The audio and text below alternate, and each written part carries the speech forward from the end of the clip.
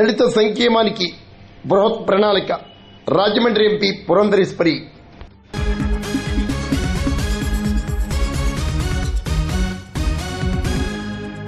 దళితుల సంక్షేమానికి కేంద్ర రాష్ట్ర ప్రభుత్వాలు అధిక ప్రాధాన్యత కల్పిస్తున్నట్లు రాజమండ్రి ఎంపీ దగ్గుబాటి పురంధరేశ్వరి తెలిపారు.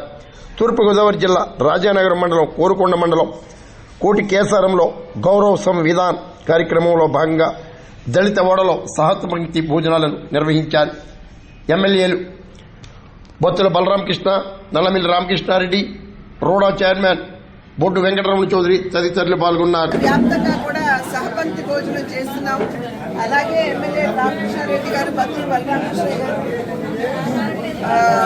బొడ్డు చౌదరి గారు, మేమందరం కూడా ఇక్కడ దళితులతో పాటుగా ఇక్కడికి వచ్చి పెద్దలందరూ పార్టీ నాయకులు, మా పింకి నాగేంద్ర గారు భారతీయ జనతా పార్టీ జిల్లా అధ్యక్షులు ఉన్నారు, ఇతర పార్టీలకు సంబంధించినటువంటి